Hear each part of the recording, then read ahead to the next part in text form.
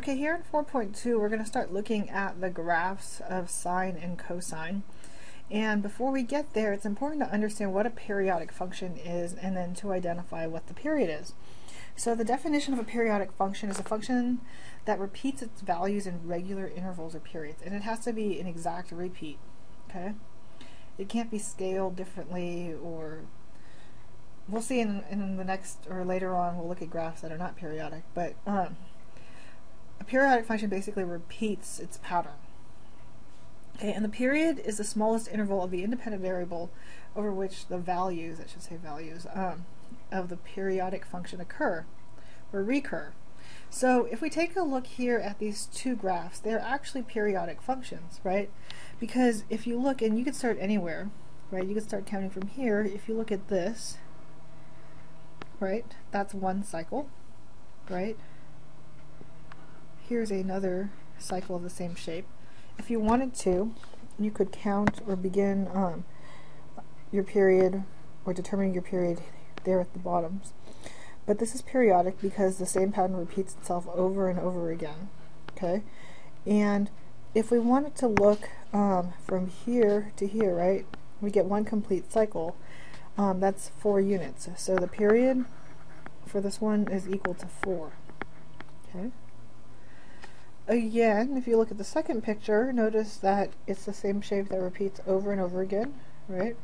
And I'm always going to count my period beginning in the exact same spot of the cycle. So what I've outlined in red here is one complete cycle of the graph.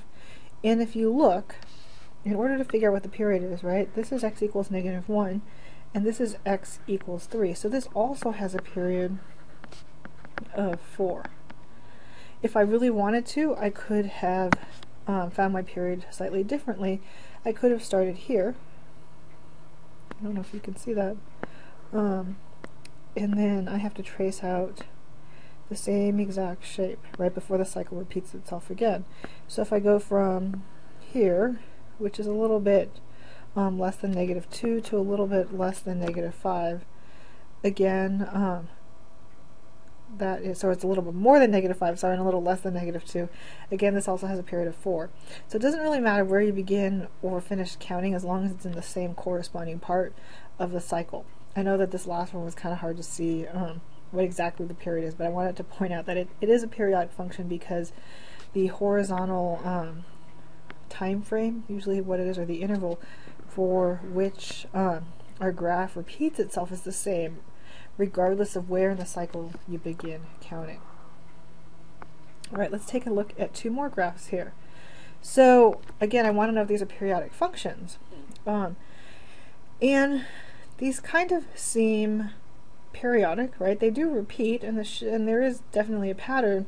However, these are not periodic, right? Because if I took this part of the graph here and tried to start it somewhere else later in the cycle, I wouldn't be able to trace over any part of the graph, right? Because my graph actually shrinks as I go on, as x gets bigger, right? Similarly, notice that my graph starts to get spread out for this one, right? One period over here is way longer than a period closer to x equals 0. So this is not, neither of these are periodic functions. Alright, let's take a look at 2 more. And I want to know if these are periodic. Well, to me it looks like they are. Okay, if I start here in the middle and I complete one full cycle, not only stopping here, but I have to complete the down portion as well, it looks like this over here took me 6 units, right? So my guess is that the period is 6, and I can confirm that, right? Because if I decided to start over here instead at -4 and complete this entire cycle, right, from -4 to 2 is also 6, right? So that confirms that my period is 6, and this definitely is a periodic function. Alright, last but not least, I have a zigzagging pattern here, and let me just start at x equals 0 and trace out my function. So it goes up, it goes down, and then it comes back up. It looks to me like the period is 2, right? If I go back to -2, I follow the exact same pattern, and I have a periodic function. Okay, so periodic functions definitely repeat with the exact same shapes, right? Like you saw here on this third page and back on the first page here. But the shapes have to be exactly the same and the same size and dimensions and all that, which they are not here, right? So these are not periodic functions. Everything else we looked at is. So we want to be able to identify whether or not functions are periodic and then to determine what the period is.